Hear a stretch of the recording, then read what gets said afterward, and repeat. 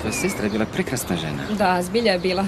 Uglavnom, sve mi se ovo čini ludo. Što da kažem? Bog Violeta, ja sam Anđi, tvoja teta, sestra tvoje majke. Ne shvaćaš li? Herman bi me ubio da to napravim. Onda razgovaraj s njom, Anđi. Ti si teta. Nemamo opet o tome, jer meni to nema nikakvog smisla. A ako je on opet odvede? Hajde, Anđi, ti si dio njenog života. Ima pravo znati da postojiš. Mora da joj fali njena mama, to ti je jasno. Moraš joj moći reći koliko ju je majka voljela. To je važno. Moja sestra ju je obožavala. Ma ne znam, zbilja misliš? Mislim da to moraš učiniti. Da, upravo si. Moram je to reći. Moram to učiniti.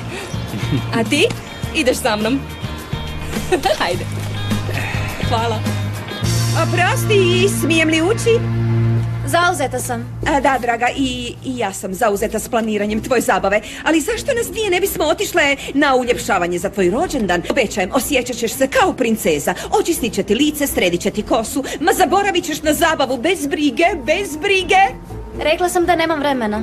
Da, i ja se recimo ne snalazim s tepisima, ali sam išla na tečaj dizajna interijera 1 semestar. Ali to nije sve. Imam prijateljicu arhitekticu koja se bavi feng shuijem i dehidriranim povrćem, što će tebi sigurno biti totalno ludo. I još nešto, što ćeš ti obući? Zašto ne bi recimo isprobala nekoliko haljina, znaš, da vidimo koji ti od stilova najviše paše? Slušaj, Jade, nemoj se ljutiti, ali ne želim nikakvu zabavu. Ali ljubavi, hajde! Tvoj je rođendan! Tvoj je rođendan! Bez obzira što si s mojim tatom, nisi mi mama i nemoj se truditi.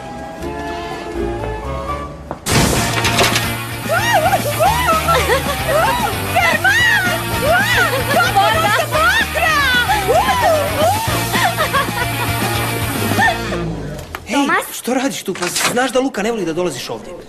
Znam, on je tvoj prijatelj, oprosti. Kako da te tvoja rođakinja ne voli? I kako mu se ne bi sviđala najljepša djevojka na svijetu. I najdraža. I najskromnija. Pa, šta ima novo kod tebe, ha? Zvao je tvoj otac. Raspitivao se za baku. Razgovarao je s tvojom mamom skoro pola sata. Jesi li se rastužio? Ne, ma samo što sve to predugo traje. U ovom stanju neće nikad biti preseljen u Španjolsku. Zar ti zagrlja i najljepše nečakinje ne pomaže ni malo? Zaboravila si najdraže.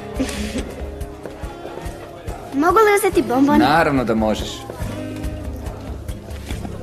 Evo, Hvala. Nema na čemu. moraš ići, ajde. U redu.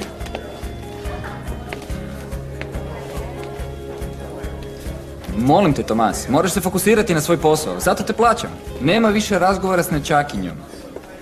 Kako sam trebala znati da je tamo vodovodna cijev? Slušaj, ja sam vlasnik građevinske firme, ti ne bi trebala koristiti čekić. Željela sam objesiti maminu sliku. Zar ne smijem? Naravno da smiješ, samo što te koji puta ne razumijem. Svađaš se sa Jade i sa Elsom, prema meni si nemoguća. To je zato što me ne slušaju, ni ti me ne slušaš. Vučeš me okolo kao da sam ti kofer. Violeta, meni je najvažnija stvar na svijetu tvoja sreća. Sve to što radiš za mene, guši me. Nemoj to Ne, govoriti. pusti me.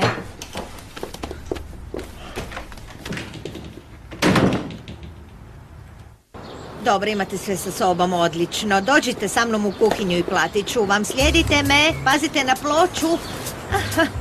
Pažljivo.